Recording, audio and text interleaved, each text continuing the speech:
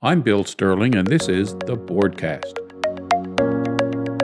News, tools, tips, technology, and hot topics in the real estate profession in Newfoundland and Labrador.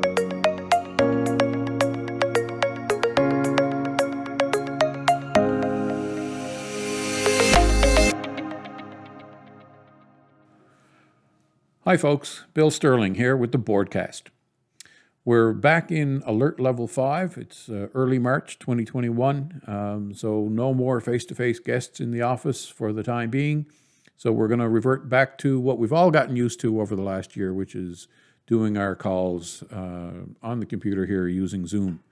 So today's guests are in their offices, far socially distanced from us, and we're going to do this again, learning as we go here, folks. This is the first time we've done a Zoom video podcast here on the BoardCast, but our guests are eager and anxious. We've got Donnie Power, who is the chair of the social committee of our association, and we've got Tiffany Butt, and Tiffany is a member of our board of directors.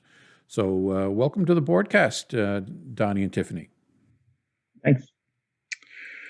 So we're going to talk about the pandemic and real estate, and come at it from your perspectives and your experience over the past year. You know, it'll be a year next week since we started to really lock down and try and operate an industry at a time when it's really difficult and really trying, I would say, for consumers who are looking at houses, and for our members who are trying to support and protect those consumers and their families and their own health and well-being.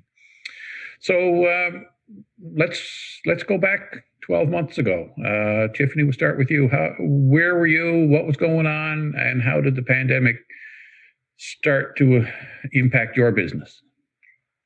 It's so funny. We all remember those big moments in our lives where something major happens. We know exactly where you were when you heard things were going to go into a lockdown mode. We were actually celebrating an awards night. So we were like out, believe it or not, I think like a few days before things went into complete lockdown mode. Mm-hmm. And I think my first reaction was, I think there was fear. I was just like, What's going to happen? What are things going to look like 6 months from now? How long are we going to be in this state of complete lockdown? There was definitely fear there. And I had to really take a step back in my business and say, okay, like, even if things start to go, completely down the tank and sales is virtually stop, how am I going to live? Yeah. And so that was the reality. So really assessing my finances became like a priority number one. Like, what do I need to be spending money on, and what do I not need to be spending money on, personally and in business? Yeah.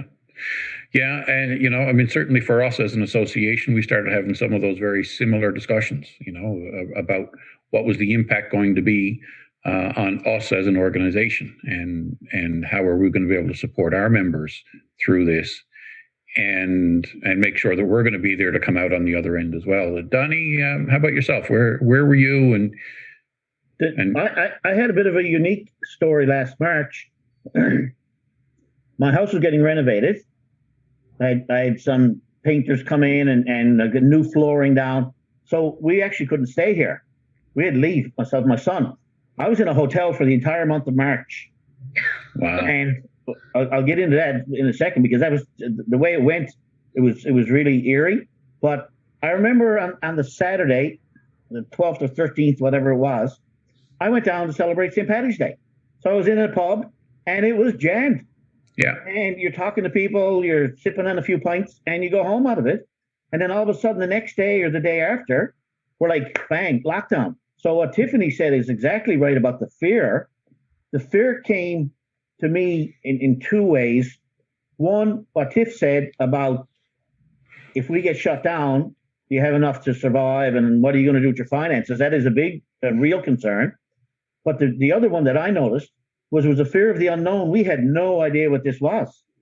So when you go back and think about it, it was, I think a lot more people were a lot more concerned about this unknown coronavirus at the time. So it was kind of weird. I could see things changing. We were in a hotel and they had served normally breakfast and they had a light supper offering if you wanted to take it. So breakfast was on every morning until about 9, which is great. You know, you get a full breakfast. And about the 10th of March, we got notification that breakfast would be no more. We'd be brown bagged. And then it went from housekeeping the following week, went from every day to every second day. And then the suppers were canceled on probably the Wednesday, the 17th or 18th or whatever it was. So now, not only are we're actually in 2 hotel rooms adjoining. My son, he's 23. His work, he stopped working. And we were still working. I was in the middle of a couple of deals. So you're still out and about, but you're kind of weary about being out and about because you don't know where you should be or what you can and cannot do. And so the whole month of March was sort of a surreal feeling about it because you're working and you're talking to people and they say, you know, how you making out at home, stuck in the house? And you're like, well, I'm not really stuck in the house. I've been out a lot, but maybe I shouldn't be out a lot. But, you know, it's really interesting because, you know, I mean, we were all at home or at the hotel. But at the same time, you know, there were deals. You had deals on the go, Donnie, Tiffany, you probably did too. Lots of our members did. There were lots of consumers who were in the middle of a transition, in the middle of closing a house or buying a house or in the middle of a move or whatever. And those things had to continue. And that's the essential part of real estate, right? Is that there are people who still have to buy or sell or move for whatever reason. So even during the pandemic, there's good, valid reasons why our industry, our profession had to continue on. But we did see, you know, on the heels of Snowmageddon and the beginning of the lockdown, we did see a big drop off in sales, right? And certainly March, April, May were well beyond, you know, well below where we would normally be. And again, some of that was Snowmageddon, some of that was the uncertainty. But then as we started to open up again, as we got into, I guess, level 3, alert level 3, and the world started to become a bit more normal again, that's when we started to see things begin to heat up. And I don't know, Tiffany, we'll go back to you. When did you first start to see some pace or some excitement in the market? Oh my gosh, I feel like this whole year has just gone by in like a total blur because it really has been a phenomenal year for sales and not what we expected going into this whatsoever. I don't know if I could really pinpoint an exact time.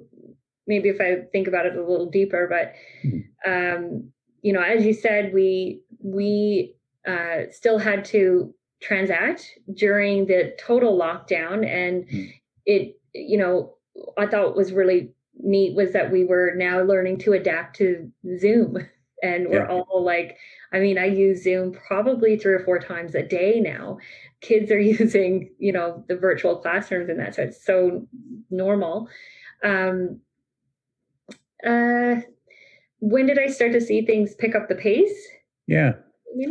You know, I know once the spring came around, and Donnie, jump in if you want to, you know, we started, I think, you know, from my own perspective, we started to realize this is a long-term thing. This is not going to go away 24th of May weekend or Canada Day weekend. Like, it's not like a flu when the season gets warm and people go outside, it's going to go away.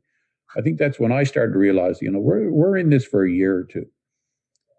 And so things like discussions around vacations changed very quickly. And I think, you know, we started to see, as we started to come out of it in the spring, we started seeing people who would normally have spent a couple of weeks down south with the kids or at an all-inclusive or whatever, taking that 10 or 15 or 20,000 bucks that they were going to spend and put it into a cabin, buying a cabin or buying a recreational property, something within a couple of hours drive of the city. So we started to see that kind of stuff taken off in June, I think. And you know, I mean, I don't know if you got stories you can tell us about some of those kinds of purchases. Like for me, I mean, Tiffany was talking about you can't pinpoint a date. something in my head keeps telling me April 29th. It was a Wednesday. Dr. Fitzgerald had done an update. And I guess it was late April. So May, we were sort of getting back to a lower level, I think. Yeah. Went back to 3 or whatever it was. And it seemed like the phone started ringing. I went through my calendar on my phone. And March and April, you're looking for appointments and what you're doing and stuff like this. And there's sporadic, but there's a couple there. And all of a sudden, May is filled with these viewings showing this one, return this call, home inspection here. All of these things are taking place. And from May, I think, and Tiffany can maybe correct me, I think the whole industry was busy by and large. From May right through to the end of the year, it just kept going. And people are asking you why, and you don't really know why. Like the renovation thing and the cabins, that makes perfect sense. A lot of people want to do renos. Well, government came out with that program, but you're sitting in your house 24/7, and you're looking at the kitchen cupboards, and they're probably 20 years old, and you're thinking, you know what, we need new cabinets in here, or we need new flooring in here. And that drove a lot of that. Or the other thing I found is that people are calling, and the kids are on their feet. Mama's on one side of the dining room table, dad's on the other. Yeah. And there's kids trying to do school in their bedrooms, and the bedrooms are only 9 by 9, 10 by 10. Yeah. I had a house available in Paradise last summer, and I had a family come in with 2 young girls, 8 and 10. And the bedrooms were like literally 10 by 10, 10 by 11, whatever. And the dad said, it's too small. The bedrooms are too small for the girls because they have a twin bed or double bed now, probably. They've got the dresser. They've got a TV. They've got probably a PlayStation or some sort of game. And they've got their laptop and a desk chair because they're doing schoolwork and Zoom things. So now the kids' bedrooms need to be 12 by 13 or bigger. Yeah. And it seemed like there were so many people had so many different reasons to buy a house. I still don't understand how it got so busy, but for me, it was really the 1st of May. Yeah. Tiffany? Yeah, I you're right, Donnie. It would be around the spring when we started to move into another alert level with the chief medical officer, and as well as coupled with the rebate program. That incentive really inspired a lot of people to start taking action and get moving. And again, there was just so many people not able to get out and move around. Once the doors were open, we were able to freely go into Home Depot and Kent. Mm-hmm. Like everyone was starting to shuffle. And you're right. I know we say it a lot in the industry. People started to look around their space and realize, like, I need to work from home. And a lot of professional service industries, whether it be finance or legal or real estate, well, I guess for us, we tend to be on the ground a little bit more. Sorry, dog barking. So that's pretty natural now. That's part of the new fangled way of doing things. Himself with that anymore. Yeah. You're going to hear screams in a minute for sure. And so you're looking around, and like you said, Bill, as well, with the vacation homes or cabins. I sold several this past summer because there was money in the bank, and we saw that this as a long-term thing. Not being able to get off the island in the way we used to, even if we are able to travel later this year or next, some people are still not going to be comfortable doing so. And so the cabin was a reality that we made happen as real estate agents this past summer. And of course, like I was saying with the work from home situations, like people need that space. And when I look at staging homes now for putting them on the market, any extra room that we can look at as a potential home office gets staged as a home office. Yeah. Because people are looking for that. Yeah, for sure. And the other thing that we heard a lot of too, I guess, in over the course of the summer, once we opened up and things got busy, a lot of first-time buyers, a lot of people who had spent quarantine, lockdown in an apartment, and between that and interest rates, you can now get 5-year money at less than 2%.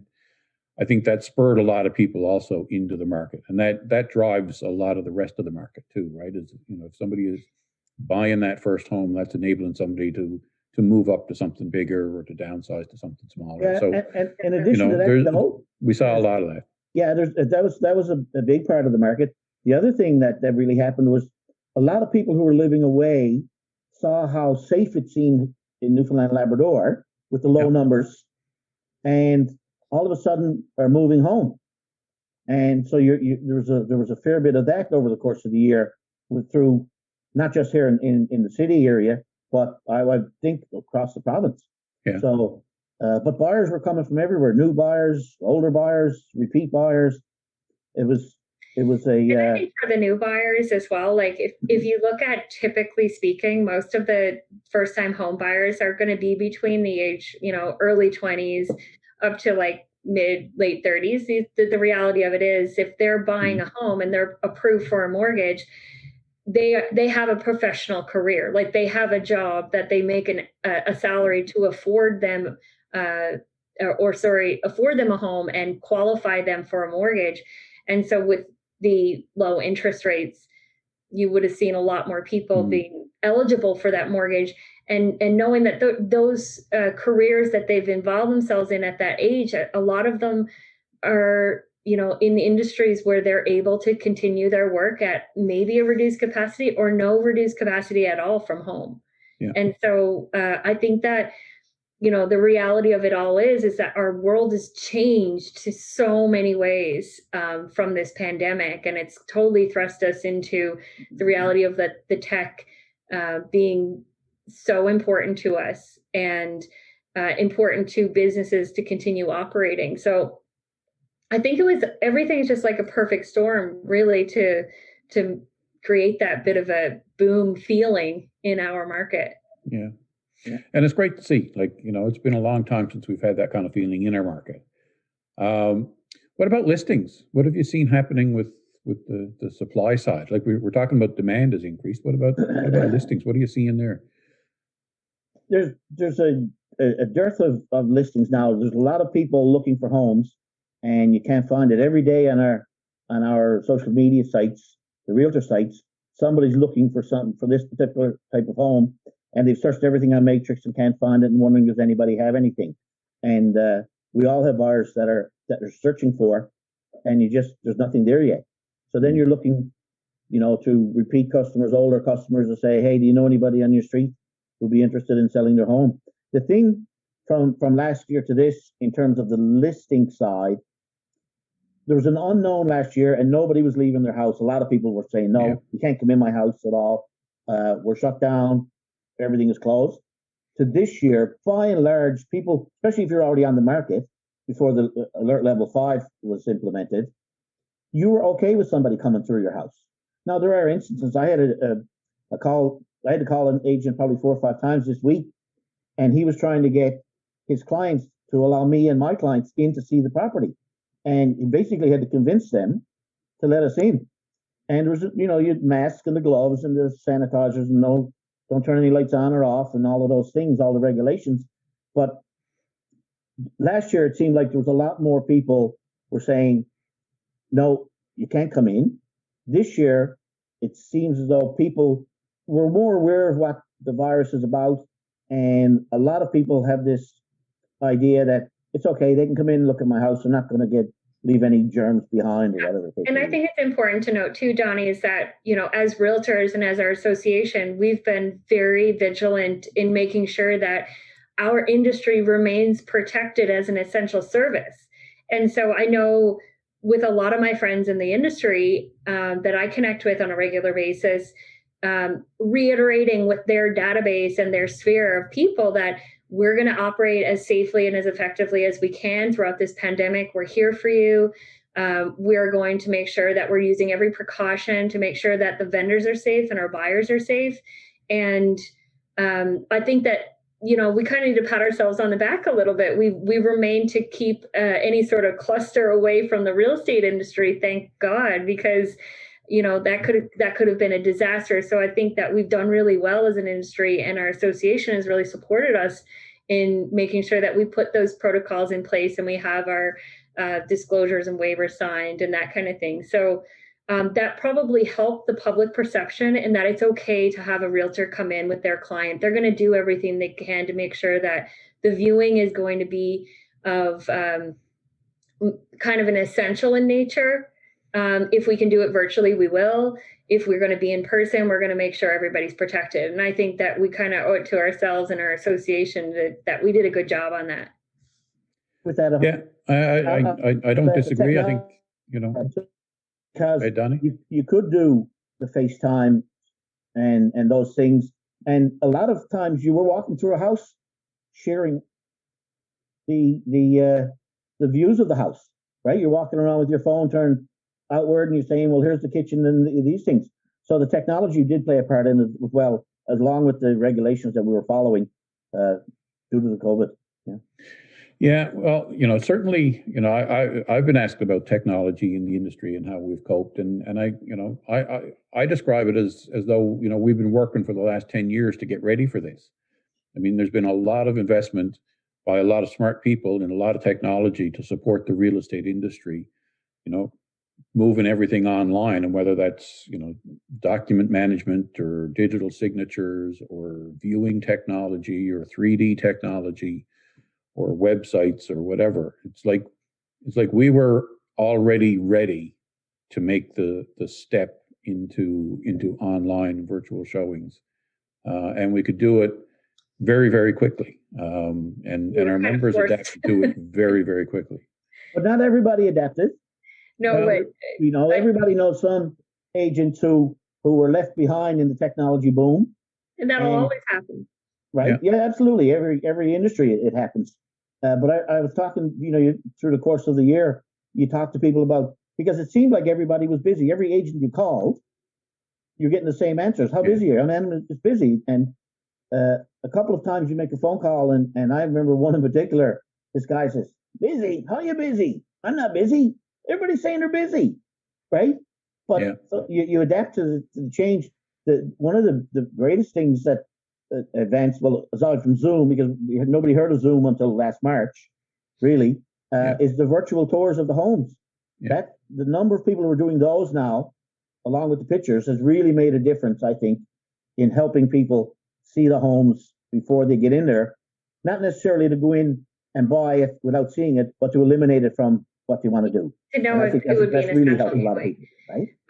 And I totally agree with that, Donnie. Like we have these tools now available to us, and I believe that yes, we were kind of poising ourselves to be in the position to be able to operate with technology, but we were kind of forced to do it a little faster, I think, in the last year, and I'm really thankful. Honestly, one of the really fun parts about the Zoom meetings and virtual meetings that I found personally was I can actually do more appointments in one day with Zoom, because I cut down on commuting time. So if I do a virtual listing appointment where I get the client, I ask them the questions, they flip the camera, they go around, it does come with its challenges, because some of them are just with their phone and you're like, can you just stop? Let me see your floors, or can you pan the camera over this way? Or all right, now we've seen enough of that room. Can you head over to the kitchen? I want to see what your cabinets are like and see the condition. And doing buyer interviews where you normally meet them at a coffee shop or meet them at the office or at their home. Now we're doing these Zoom meetings and doing our presentations through Zoom, sharing the screen. And you can do them back to back. You time slot, from 1 to 1:30, and at 1:40, you're on to the next one. I mean, I live in the West End. I could have an appointment in CBS. I could have one in Torbay. I could have one in the East End, and all that's commuting time. I mean, to head out to CBS for me that's going to take about 40 minutes out of my day. And just in the car, unable to work because I'm driving. So unless someone calls me and I can pick up the phone, I mean, I'm not getting near as much work done. So I love the productivity that this technology has been able to do for us. It's pretty exciting. You're right with all that. And the same with me. I found I was using the AuthentiSign electronic signatures before the pandemic came in, but you were using them with younger clients who were more okay with it. Older clients seem to really want that handwritten signature, and you witness it and things like this. But now they're all, of course, jumping on board because nobody wants you to really come visit. So you can send it electronically, and we can sign this thing. So that saves a lot of time. Although I'm a pretty social person, and I like the face-to-face. I like sitting at the kitchen table and having the chat, because you can answer a lot more questions. And it feels like it's a better meeting than it does. And nothing will ever replace that, No. that face-to-face, belly-to-belly kind of stuff, right? Like that's, we hear about, doomsayers and disruptors trying to come into the industry and replace the agent with a website or with technology. And I don't ever see that happening. Like it's not like you're buying a pair of socks here that, that you can, it's low risk and it doesn't matter if they don't quite fit or they're not quite the right color. You're talking about the biggest purchase that a lot of people are ever going to make in their life, and it's their home and it's where their family is going to be raised. You can't do that stuff just, over the distance, right? Like eventually you got to see the house, you got to walk through the house, you got to and communicate the location, Yeah, and and you need somebody to help you through that, and that's where our members come in, right? The role of the real estate agent has changed so much since the days when I went around with a roll of quarters and a pager, returning phone calls, right? Like it is so different.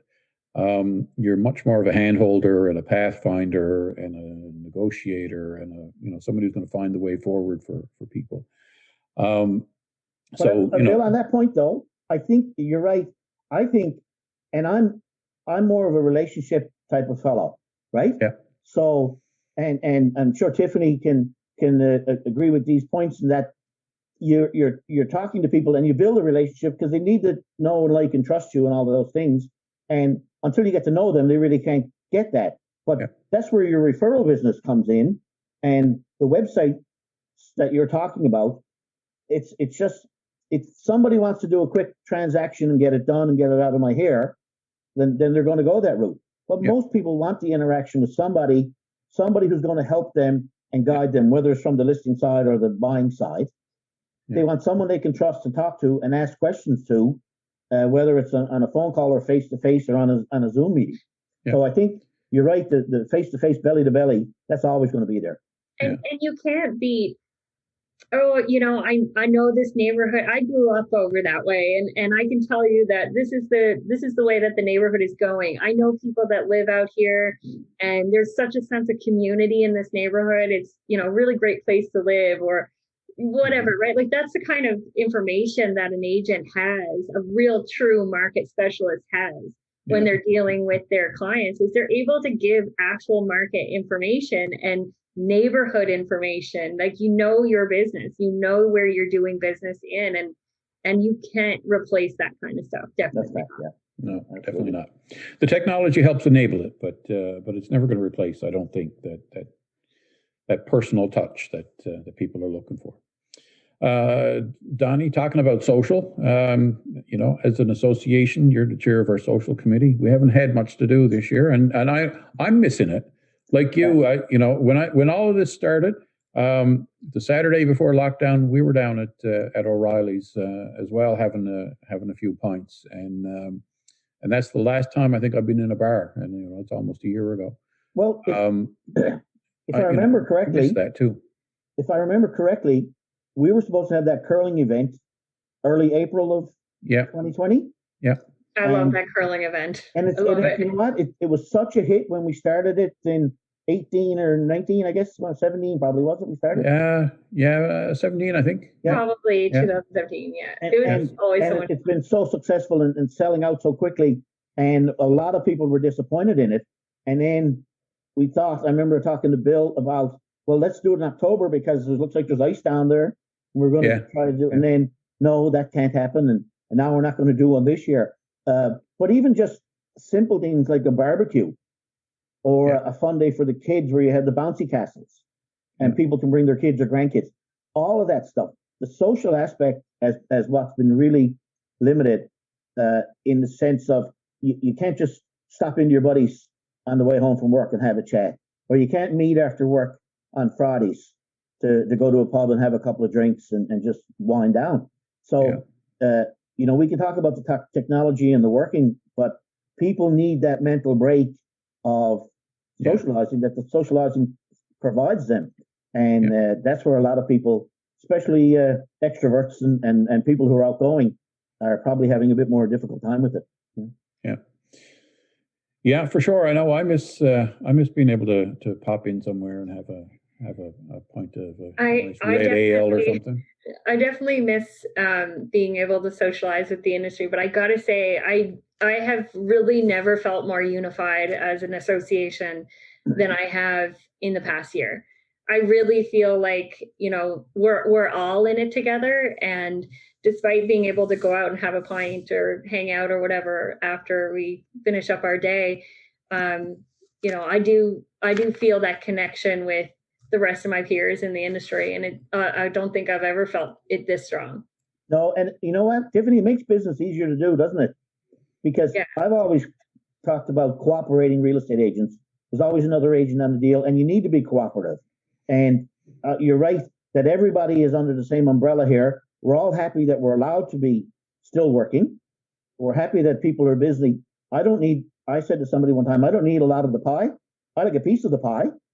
But if everybody gets a piece of the pie, then I'm fine with that. So when you're working with people who are of similar mindsets, you're right, Tiffany, that we are a unified group, and that's really good to see. And I just think it's going to continue for a while. It's great to hear. We've been working hard as an association trying to support our members, not only through this, but to be here, to be to have their backs and help them be successful. It's a big part of what we do here every day. I'm thrilled to hear that you feel that way, that we're coming together as an industry. That's probably a good place to wind it up. Unless there's something else, I'll go to you, Tiffany, first. If there's anything else you wanted to bring up or talk about. I think we all pulled through in a great way last year, and we've all really adapted, and it's been really fun to watch. Yeah. Well, thanks very much, folks. I'm hoping the current year and 2021 is going to be as strong a year or better. We're already off to a roaring start. January was the best January we've had in a long time. We actually cracked 300 sales in January, and February is probably the best February we've had in a decade. So it hasn't shown any sign of slacking off yet. So hopefully we'll see this continue. It's great, and the key for us as realtors is to continue the safety precautions that we're taking and all of the rules that are in place with all the forms and things like this. There doesn't seem to be as much fear now as there was, and so people are a little more accommodating when you say, I'd like to come in and see your house, or you can talk to clients now and say, listen, now's a great time I know it sounds funny, but it's a great time to put your house on the market because there's limited inventory. And last summer when you had it on, there was lots of houses like yours and it didn't sell. Well, now it could.